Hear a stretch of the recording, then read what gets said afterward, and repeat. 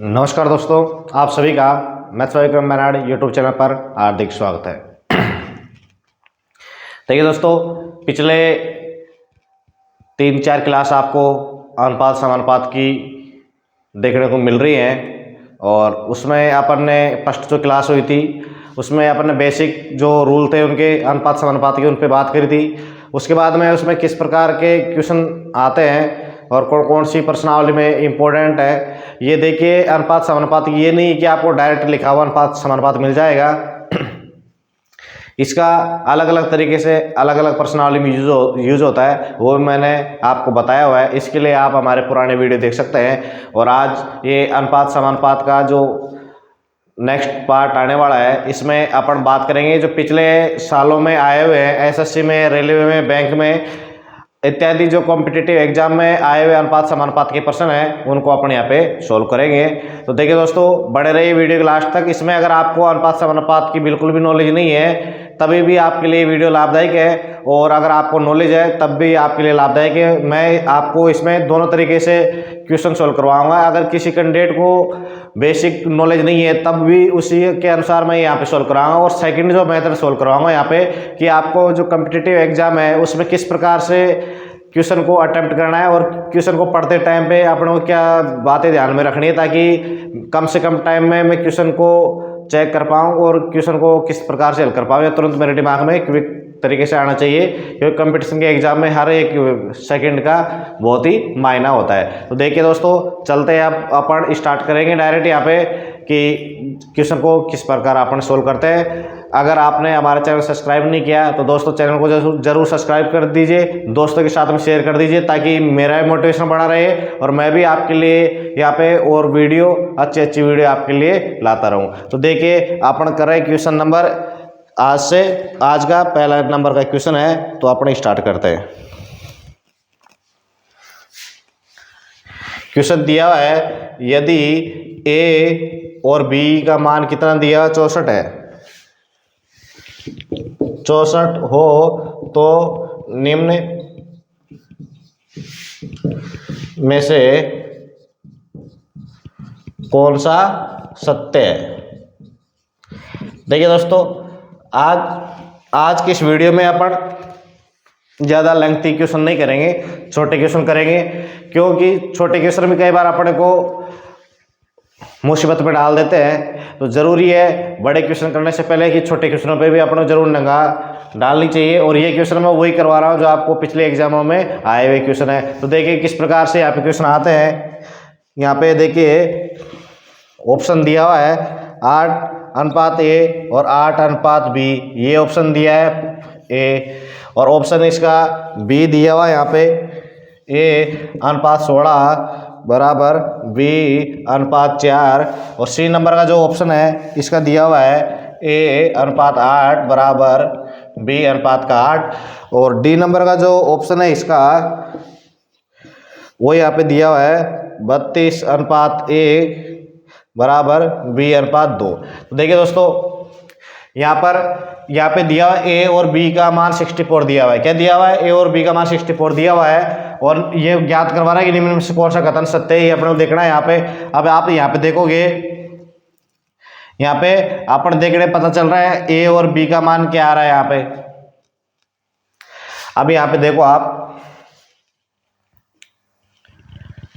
इसको अपन सोल्व करेंगे आगे। जैसे मैंने पहले भी आपको बताया कि अनुपात में किस प्रकार से होता है। तो देखो यहाँ पे जो ए का ऑप्शन है अपना, यहाँ पे उसको 8/A बराबर अपन करेंगे यहाँ पे 8/B हो रहा है।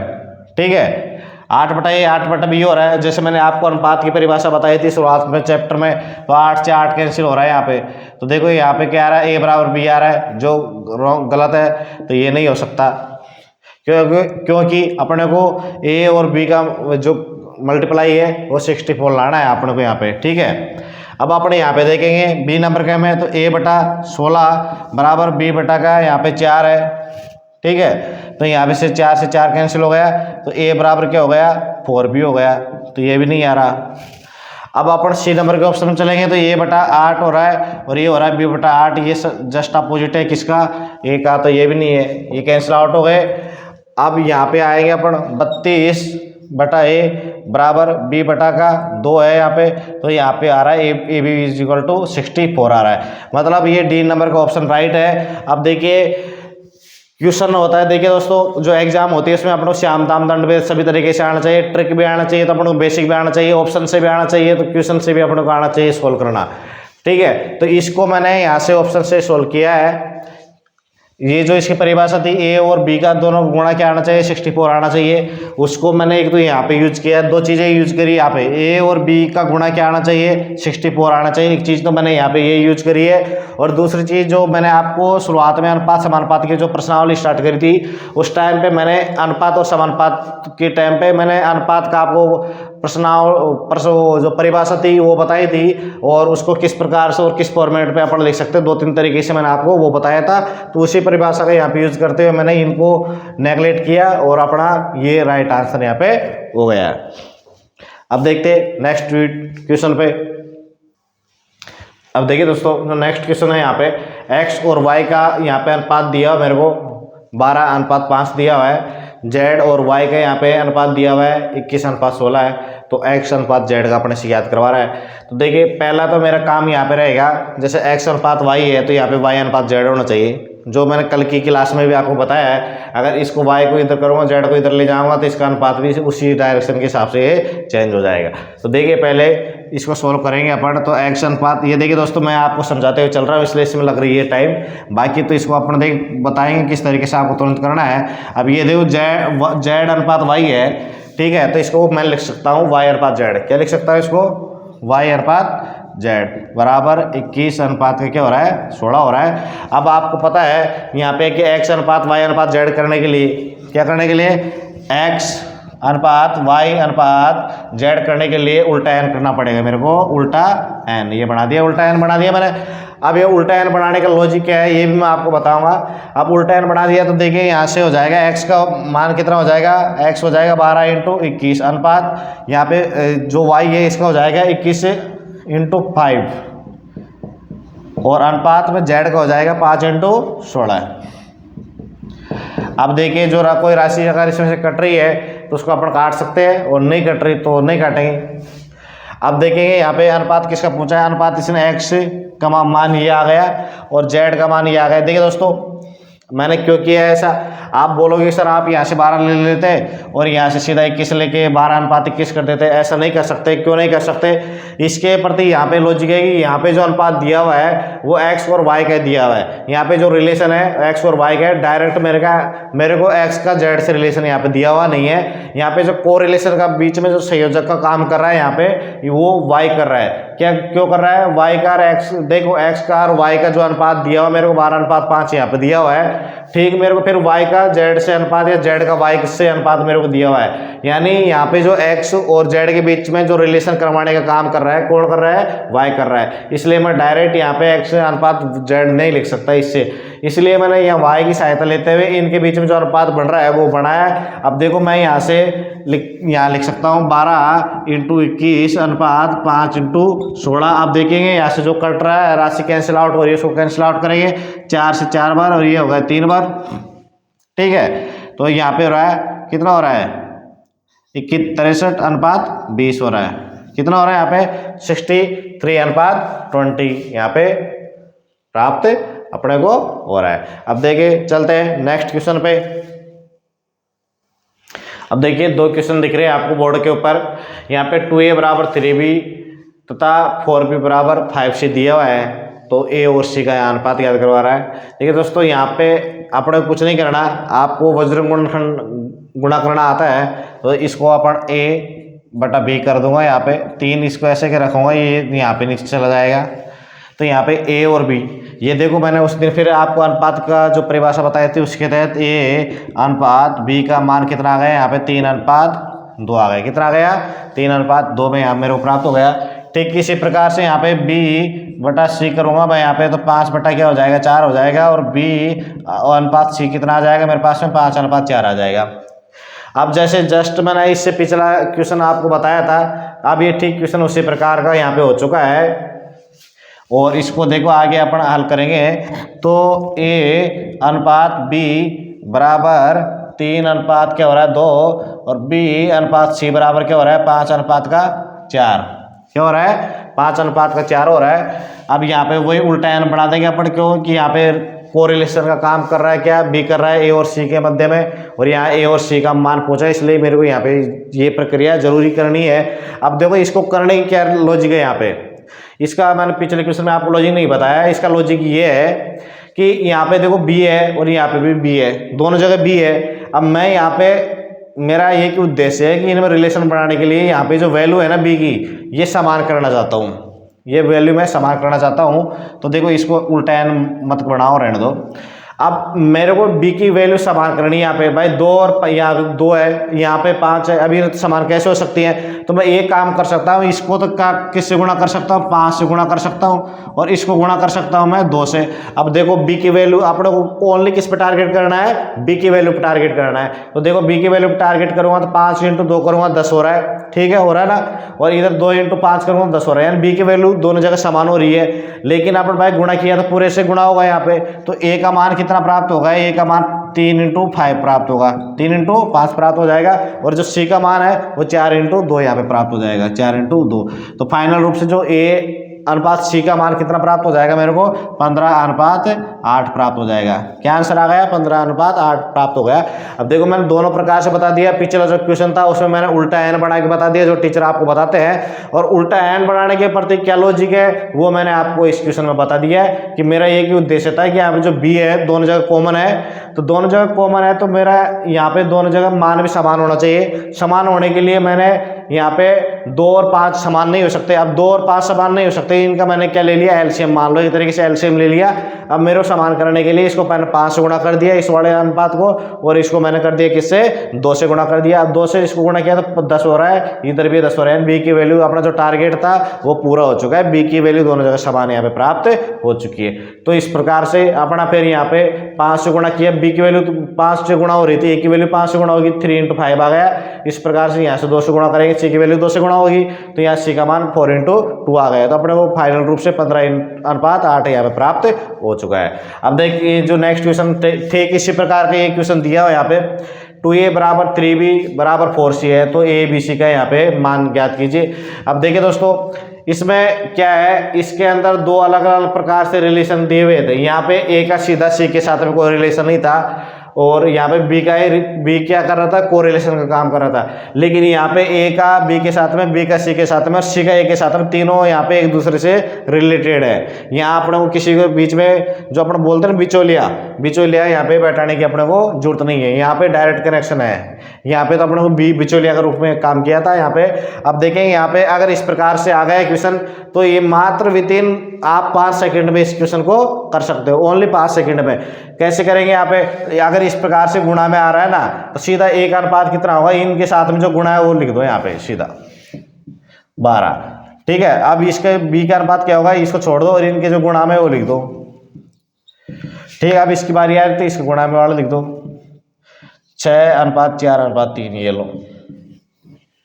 एक बार मैं फिर रिपीट करूंगा, ध्यान से सुन लेना आपको। देखिए यहाँ पे 2A = 3B = 4C दिया हुआ है। यहाँ पे किसी बिचौलिए की जरूरत नहीं है। A का B के साथ में रिलेशन, A का C के साथ में रिलेशन, C का B के साथ में रिलेशन और B का A के साथ में रिलेशन, सबका एक दूसरे से रिलेशन दिया हुआ है। किसी प्रकार के बिचौलिए की जरूरत नहीं है। इन दोनों क्वेश्चनों में यही डिफरेंस है, यहाँ पे बिचौलिए की जरूरत थी और B वो काम कर रहा था बीच वाले का, A और C के मध्य रिलेशन का, और यहाँ पे कोई इनके मध्य रिलेशन का काम यहाँ पे कर नहीं रहा है। तो सीधा मैंने क्या किया, यहाँ पे A B C का अनुपात पूछा, अगर A का अनुपात लिखूंगा तो A के साथ में जो गुणा है उसको मैं छोड़ दूंगा, और इनके साथ में जो गुणा है उनको लिख दिया मैंने यहाँ पे।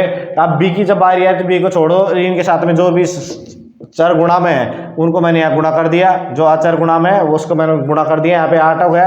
अब इसकी बारी आती इसको छोड़ दो, 3 × 2 कर दिए थे, यहाँ पे 6 मेरे को प्राप्त हो गया।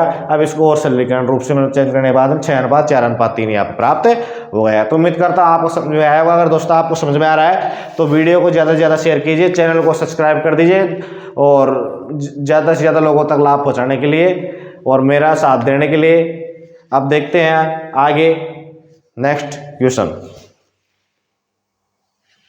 अब देखिए जो क्वेश्चन दिया हुआ है यहाँ पे, यदि A/3 B/4 C/5 हो तो ABC का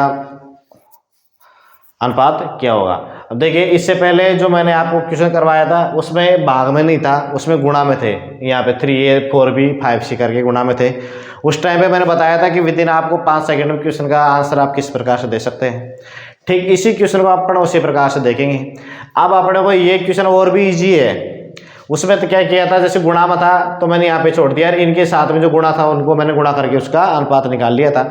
अब यहाँ पे कुछ नहीं करना, यहाँ पे सीधा इसके नीचे जो दिया हुआ मान है वो इसका अनुपात हो गया 3, अनुपात इसके नीचे जो दिया हुआ मान है 4, अनुपात ये बोला 5। क्या अनुपात आ गया इनका, मतलब ये क्वेश्चन को तो आपको 2 सेकंड लगेंगे, यानी कंप्यूटर से क्लिक करना ही रहेगा आपका आंसर और सीधा अपना आंसर में इसमें पहुंच सकते हैं। यानी इसके जो हर में है वही इसका अनुपात होगा। अब इसका लॉजिक क्या है, अब इसका लॉजिक क्या है दोस्तों, इसका लॉजिक ये है, इसके बराबर के मान लिया, माना के मान लिया मैंने। अब इसके बराबर मैंने के मान लिया ना, तो देखो ए का मान क्या हो जाएगा 3 के हो जाएगा, बी का मान क्या हो जाएगा 4 के हो जाएगा, सी का मान क्या हो जाएगा 5 के हो जाएगा। अब इनके मान जब इसका 3 के 4 के 5 के हो जाएगा, अनुपात में और के एक दूसरे से कैंसिल आउट हो जाएगा, तो अनुपात लास्ट में जाके वही आना है। तो अपने को ये तो मेरा ये लॉजिक था आपको बताने का, बराबर के मान के इनका अनुपात क्या आता है। इसका ए की वैल्यू आ गई 3 के, बी की वैल्यू आ गई 4 के और सी की वैल्यू क्या आ गई 5 के आ गई। ये के माना तब उनकी वैल्यू यहाँ पे रख दी तो सीधा इनका अनुपात ही आ गया। ये तो अपने को क्या थी लॉजिकली समझने की, भाई इसके प्रति क्या लॉजिक है। अगर आपको ज़्यादा ध्यान में नहीं रखना, लॉजिक तो होना भी चाहिए, अपने को याद भी होना चाहिए, लेकिन अगर एग्जाम में आता है इस प्रकार से हर में, तो सीधा अपने को जो हर में राशि दी हुई है वही उनका अनुपात यहाँ पे हो जाएगा। बाकी कोई सरलीकरण हो रहा है तो उसको अपन सरलीकरण कर देंगे। इस प्रकार से क्वेश्चन यहाँ पे हो गया हाल। अब ये क्वेश्चन इस टाइप का क्वेश्चन, ठीक है, और इससे पहले जो क्वेश्चन करवाया था दोनों का मिक्सअप रूप है इसके अंदर, दोनों का मिक्सअप रूप है इसके अंदर, और इस प्रकार के क्वेश्चन भी आप लोगों के एग्जाम में मिलते हैं। और आज जो भी क्वेश्चन करवा रहा हूँ सब क्वेश्चन पिछले एग्जामों में आए हुए क्वेश्चन है। अब देखेंगे यहाँ पे देखो ए का 30% दिया हुआ है। अब इसको तो मैं यहाँ से मिटा देता हूँ, और ए का जब 30% की बात कर रहा है तो ए का 30% है तो ए का मतलब गुणा होता है 30%, 30/100 कर दिया। ये बराबर है किसके, बी का 0.25, तो बी का 0.25 है तो दशमलव हटाने के लिए यहाँ पे बटा 100 कर दिया, ठीक है, बराबर सी का 1/5 हो गया। सी का 1/5 कर दिया मैंने। अब यहाँ पे कुछ नहीं करना। अब देखिए दोस्तों, जैसे जस्ट अभी मैंने जो क्वेश्चन बताया था उसमें तो हर में दिया हुआ राशि थी, ओनली हर में दे रखी थी, उसमें अंश में कोई राशि नहीं थी। और उससे पहले जो क्वेश्चन करवाया था उसमें हर में कोई नहीं दे रखा था, सभी अंश में दिए हुए थे, ठीक है। अब लेकिन यहाँ पे जो क्वेश्चन है ये तो मिक्सअप है, दोनों का मिक्सअप है, मैंने बताया था आपको पहले। अब देखो दोनों ही यहाँ पे विधि अपने यूज करेंगे। 25 से तो ये कैंसिल आउट हो गए 4 बार, और यहाँ से हो गया तो ये हो जाएगा देखो 3a/10 बराबर b/4 बराबर c/5 हो गया, ठीक है। अब अपने को क्या निकालना है, ए बी सी का अनुपात निकालना है। क्या करना अपने को, ए अनुपात बी अनुपात क्या करना अपने को, सी करना है। अब देखो मैंने कल आपको बताया था कि जैसे इसके साथ में जो राशि हर में अभी जस्ट जैसे मैंने बताया था कल, क्या सॉरी आज ही बताया आपको, लेकिन हर नीचे जो राशि दी हुई है हर में वो तो इसका अनुपात होता ही है, तो ये मैंने 10 लिख दिया है यहाँ पे। अब जब इसके गुणा की बात आती है, इसका गुणा की बात जब आती है तो इसको छोड़ देते हैं, इनके गुणा में जो राशि है वो लिख देंगे। इनके गुणा में कोई राशि नहीं है अंश में, तो 1 गुणा 1 हो गया, ठीक है। ये तो ए की बात। अब जब बी की बात आती है तो ये बटा 4 तो गुणा हो ही जाएगा बी का। अब ये बी की जब मैंने यहाँ से छुपा लिया, अब देखूंगा मैं सी का गुणा में यहाँ पे अंश में 1 है, यहाँ पे 3 है, तो गुणा क्या हो जाएगा यहाँ पे 3 हो जाएगा, ठीक है। अब इसी प्रकार अब बात करें सी के, तो सी के बटा में यहाँ पे 5 है, तो 5 तो इसका अनुपात यहाँ पे हो ही जाएगा, ठीक है। 5 तो इसका अनुपात हो गया। अब इसको दुबाने पे छिपाने पे पता चल रहा है मेरे को, इसके गुण अंश में गुणा में 1 में और इसके गुणा में 3 है अंश में, तो ये अंश का गुणा मैंने 3 यहाँ कर दिया है, हो गया। अब यहाँ पे देखो बात क्या थी, जो हर में जो पद दिए हुए हैं वो तो सीधे इनके अनुपात हो गए। जैसे ए का 10 ले लिया, बी का यहाँ पे 4 दिया और 4 ले लिया, सी का मैंने 5 ले लिया। बाकी अंश की बात थी तो अंश में देखो इसका अंश में छोड़ दिया और यहाँ पे गुणा हो जाएगा, तो गुणा कर दिया। तो देखो फाइनल रूप से इसका अनुपात 10:12 अनुपात कितना प्राप्त हो गया यहाँ पे 15। क्या प्राप्त हो गया, 10:12 अनुपात यहाँ पे 15 मेरे को प्राप्त हो गया है, ठीक है। तो देखिए दोस्तों, अब अपन चलते हैं नेक्स्ट क्वेश्चन पे। अब देखिए यहाँ पे ए और बी और सी का, अभी देखो ये क्वेश्चन उल्टा आ गया, अपोजिट आ गया। अभी तक अपने जैसे क्वेश्चन किए थे उनका ये अपोजिट क्वेश्चन आ गया। यहाँ पे तीनों का अनुपात दे रखा है यहाँ पे, और A/B अनुपात B/C अनुपात C/A का अपने से मान ये ज्ञात करवा रहा है। देखिए दोस्तों, यहाँ पे एक चीज़ का विशेष ध्यान रखेंगे कि मैंने आपको बताया कि अनुपात में जब संख्याएं होती हैं तो अकेली नहीं होती, इनके साथ में किसी न किसी यहाँ पे गुणा होता है। कोई भी कांस्टेंट मान लो x y z कोई भी चीज़ें यहाँ पे गुणा होती है, संख्या है हमेशा कोई सरलीकरण रूप अपने को दिया होता है अनुपात में। तो a का जो मान है यहाँ पे मैंने 2x हो गया, b का 3x हो गया, a का मान तो हो गया 2x, ठीक है। जब b की बात करेंगे तो b का मान होगा 3x और c का मान क्या होगा यहाँ पे 4x हो गया, 4x हो गया। अब भाई इतना ही है समझने का, इस क्वेश्चन का लॉजिक, मतलब इस क्वेश्चन का जो लॉजिक था समझने का यही था कि यहाँ पे जो दिए गए अनुपात है वो अनुपात अकेले नहीं होते, इन अनुपातों के साथ में किसी न किसी संख्या का यहाँ पे गुणा होता है, क्योंकि ये दिए होते हैं सरलीकरण रूप में। अब यहाँ पे जो मेरे को पता नहीं है भाई क्या है, लेकिन मैंने तो यहाँ x मान लिया कि यहाँ पे जिस संख्या का यहाँ पे गुणा हो उस संख्या का यहाँ पे भी होगा और उस संख्या का यहाँ पे भी होगा। तो ये a की वैल्यू मैंने 2x आ गई, b की वैल्यू 3x आ गई, c की वैल्यू 4x आ गया। अब मेरे को कुछ नहीं करना, बाकी क्वेश्चन मेरा हो गया पूरा। यहाँ पे रख देंगे अपन, ये हो गया 2/3, ये हो गया यहाँ पे 3/4 और ये हो गया 4/2, ठीक है। अब अपने भाई ये तो आ गया, ये अनुपात आ गया। अब अपन जाके ऑप्शन में देखेंगे, अगर अपन को ऐसा मिल रहा है तो ठीक है, नहीं मिल रहा तो क्या करेंगे, नहीं मिल रहा तो देखो या तो एलसीएम ले लो आप, भाई ये दो ही चीज़ें अपने पास में, एलसीएम ले लो और ये इसको गुणा कर दो। जिसकी अपन बात करेंगे, जैसे इसकी बात करेंगे तो इसका आंसर ले लो, बाकी के हर ले लो, फिर इसकी बात करेंगे इसका आंसर ले लो, बाकी के हर ले लो। देखो कैसे करेंगे अपन आगे बता रहा हूँ आपको। इसकी बात करेंगे a के अनुपात की, ठीक है, a के जब अनुपात की बात करें तो इसका आंसर ले लेंगे 2 और इन दोनों का क्या ले लेंगे अपन, हर ले लेंगे, 2 × 4 × 2 गया। अब अनुपात ले लो। अब b/c की बात करेंगे तो इसका ले लिया मैंने, क्या ले लिया, इसका ले लिया अंश और इनका दोनों का ले लूँगा, तो 3 × क्या हो जाएगा 2। फिर अनुपात बात करेंगे, अब इसका मैंने अंश ले लिया और इन दोनों का ले लिया, तो कितना हो जाएगा 3 × 4 × 4, ठीक है, 3 × 4 × 4 हो गया। अब देखेंगे कोई राशि यहाँ पे कैंसिल आउट हो रही है क्या, 2 से 2 गया और ये 2 बार गया, भाई कितना कैंसिल आउट हो रहा है, तो 8 अनुपात का कितना हो जाएगा, ये 9 अनुपात का 8 × 24 कितना हो रहा है, 8 अनुपात का 9 अनुपात का यहाँ पे हो रहा है 24 हो रहा है, ठीक है।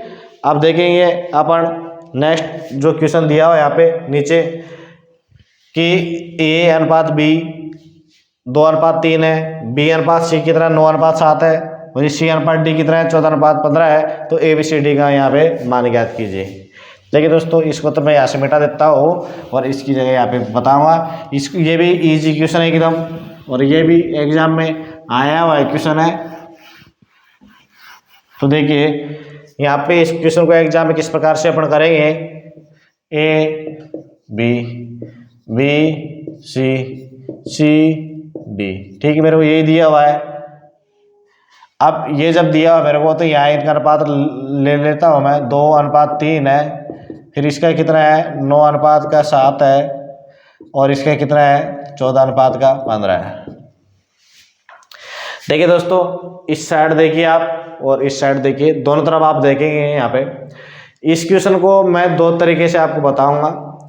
अब इन क्वेश्चनों के दोनों देखिए दोस्तों, एक चीज़ आप जिंदगी में विशेष तौर पे ध्यान रखिए, और जितने भी अपने लोकोक्ति हैं, मुहावरा है, पुराने जो कथनी है, करनी है, और जितने भी कहावतें बनी हुई हैं, पुराने बड़े बुजुर्ग जो कहते हैं, और गणित के सूत्र हैं, केमिस्ट्री के हैं, फिजिक्स के हैं, हर एक चीज़ की या अपनी जो कोई भी आदत है, लत है, हर एक चीज़ की अपना जो शौक है, उनकी भी क्या होती है, लिमिट होती है।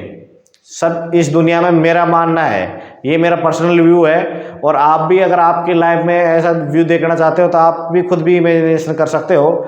जिस प्रकार से मैं बता रहा हूँ आपको कि हर एक चीज़ की लिमिट बनी हुई है, कि जैसे ये है कि मनुष्य का जो इच्छा कभी पूरी नहीं होती, ये माना जाता है, ये बोला भी जाता है कि मनुष्य की इच्छा पूरी नहीं होती। पर मेरा मानना ये है कि जब मनुष्य की इच्छाएं पूरी हो जाएंगी तो मनुष्य रहेगा ही नहीं, फिर तो क्या बन जाएगा, सन्यासी बन जाएगा।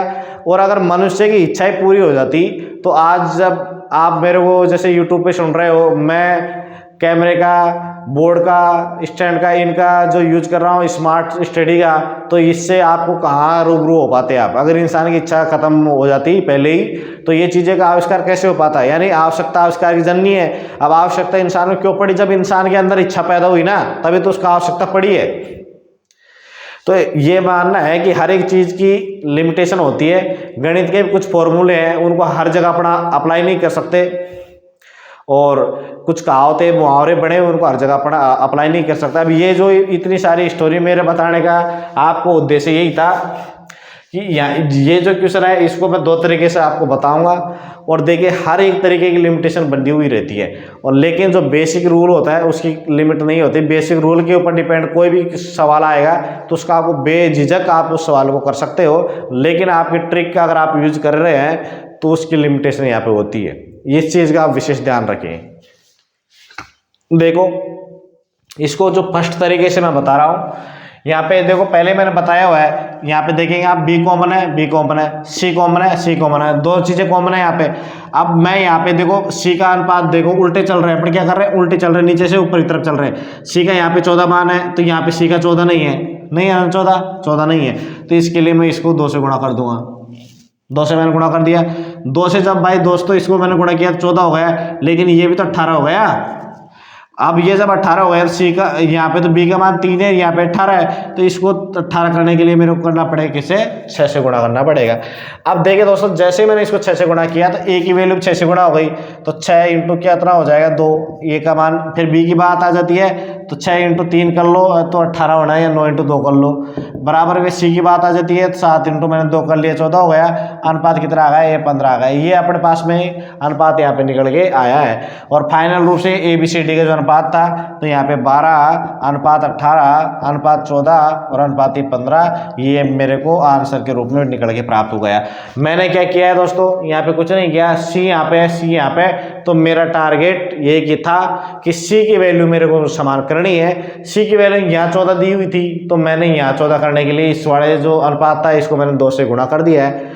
अब जैसे मैंने इसको 2 से गुणा किया यहाँ पे, तो इसको 2 से गुणा करने पे जो b की जो वैल्यू थी 9, वो भी तो भाई 2 से गुणा होगी। अब वो 2 से गुणा होते क्या हो गए, 18 हो गई।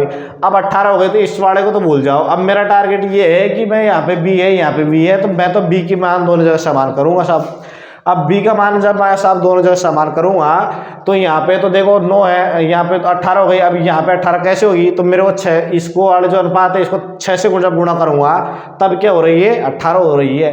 तो इसको 3 से गुणा कर दिया तो ये भी गुणा होगी 6 से। तो ठीक है, अब अपने को क्या पूछ रहा था, ए बी सी डी का अनुपात पूछ रहा था। तो ए बी सी डी के अनुपात के लिए इसको 6 से गुणा कर दिया, 12 हो गए। इसको 6 से 3 से 18 हो गए। भाई यहाँ पे भी 18 आ रहा है। अब समान, भाई समान जो मान दिया यहाँ पे बी भी दोनों जगह दिया, दोनों की जगह वैल्यू समान है। सी भी दोनों जगह दिया तो दोनों की वैल्यू समान, आपको अपने कोई प्रॉब्लम इसमें है ही नहीं। तो देखो 6 3 18 हो गए, 7 2 14, तो ये फाइनल रूप से ये अनुपात अपने प्राप्त हो चुका है। पहली चीज ये तो इसका हो गया पहला मेथड। अब बात करेंगे इसके दूसरे मेथड के ऊपर। देखिए दोस्तों ये जो मैंने आपको मेथड बताया है ये इसका एक तरीके से बेसिक है। ये क्या है, इसका बेसिक भी है, और एक तरीके से आपको जैसा इजी पड़ेगा दूसरा मेथड वो भी देख लेना आप। अब दूसरे मेथड में क्या है, 2 अनुपात 3, 9 अनुपात दिया 7 और 14 अनुपात दिया मेरे को 15।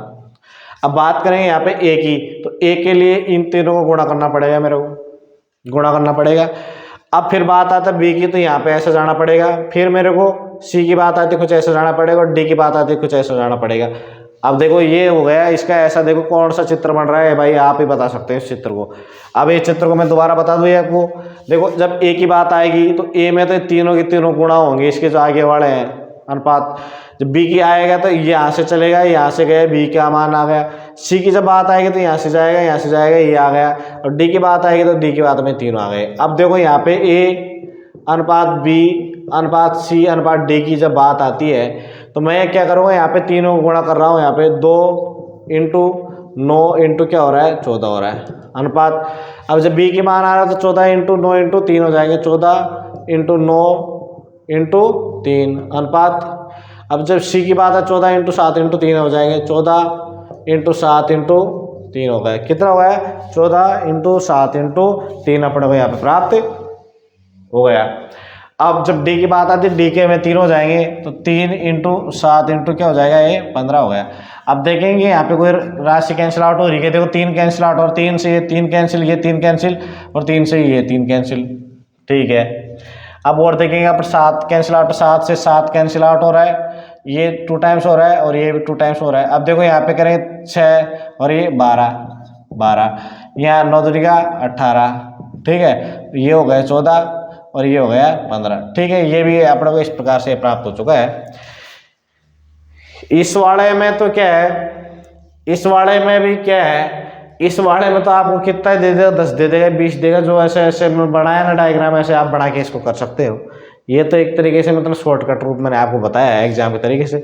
बाकी इसका जो बेसिक है सिस्टम वो यही है, इसी तरीके से आपको करना है, और ये आपको जरूर ध्यान में होना जरूरी है। अगर ये ध्यान में नहीं रहा, अगर ये एग्जाम में आपके स्किप हो गया, मतलब दिमाग में नहीं आया, तो ये इतना आसान क्वेश्चन भी आपके मतलब आपको नुकसान ही पहुंचा सकता है। तो देखिए दोस्तों, आज इतना ही है, और मिलते हैं नेक्स्ट वीडियो में। तब तक के लिए बने रहिए हमारे साथ में। डेली रात्रि 9 बजे आपको यहाँ पर मैथ से रिलेटेड वीडियो, और बाकी तो रेलवे कोई रूल रेगुलेशन आते हैं उनसे भी हम आपको अवगत कराते रहते हैं। अब अगर आप प्रतियोगिता परीक्षा की तैयारी कर रहे हो, या आपका कोई जानने वाला कर रहा है, तो उनको आप हमारे साथ जोड़ सकते हो।